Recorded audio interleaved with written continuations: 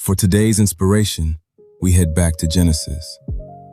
And if the first part of Genesis teaches us that God can bring order out of chaos, the second part teaches us something just as powerful. God can work through imperfect people. And that's good news, because Genesis is full of them.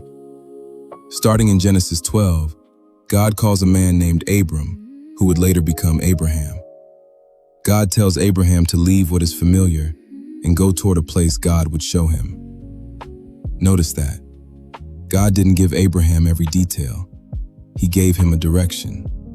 And somebody watching this needs that lesson, because you've been waiting for God to show you the whole plan before you take the first step. But sometimes, faith doesn't get the entire map. Faith gets the next instruction. Abraham had a promise, but he didn't immediately see the fulfillment. God promised that Abraham would become the father of a great nation. There was one major problem. Abraham and Sarah didn't have a child. Years passed. They got older. The promise started looking impossible. And like many of us do when God seems to be taking too long, they tried helping God. They made decisions outside of God's original plan and created complications they never needed.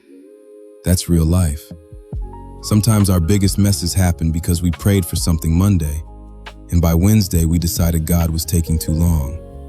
We ask God for direction, then panic when He doesn't move according to our schedule. But Genesis teaches us, a delay in the promise doesn't mean God forgot the promise. Eventually Isaac is born.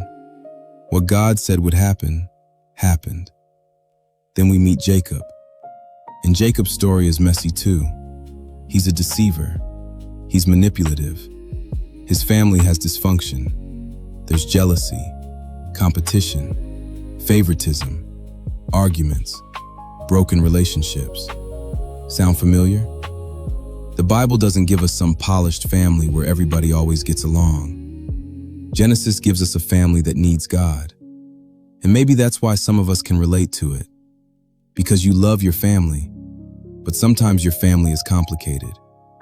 You have people who don't speak, people carrying old wounds, people still mad about something that happened years ago, people who love each other but don't know how to communicate with each other.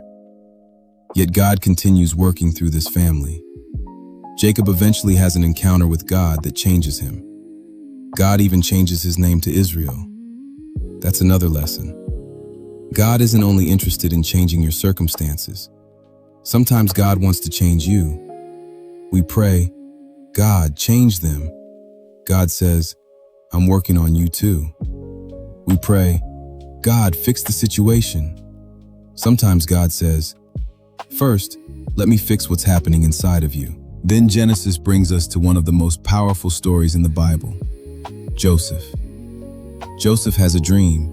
He believes God has shown him something about his future. But almost immediately after receiving the dream, his life seems to go in the opposite direction. His brothers become jealous. They betray him. They sell him into slavery. Joseph ends up far away from home. He's falsely accused. He's thrown into prison.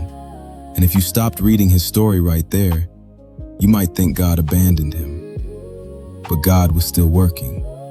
Joseph goes from the pit to slavery to prison and eventually to the palace.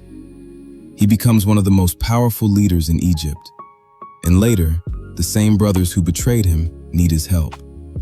Joseph eventually recognizes that what others intended for harm, God was able to use for good.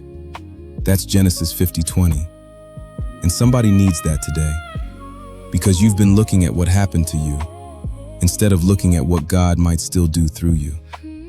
They rejected you. God can still use you. They lied on you. God can still use you. The relationship ended. God can still use you. You lost the opportunity.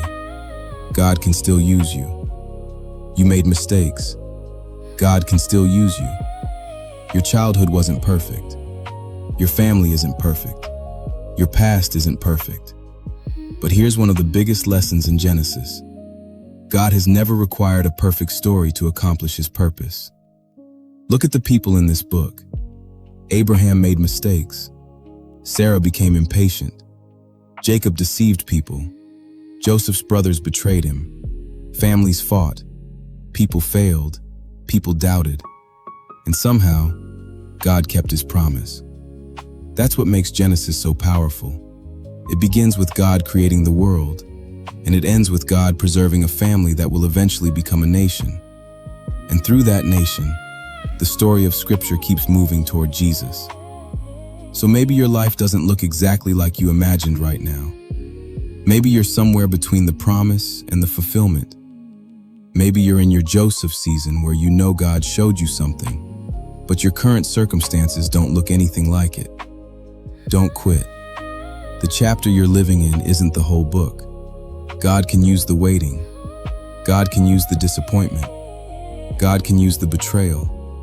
God can use the lessons. God can even use the things you wish had never happened. If you believe God is still writing your story, comment, "God is not finished with me." And send this lesson to somebody who needs encouragement today. We've finished Genesis, and next time, for today's inspiration, we head to Exodus.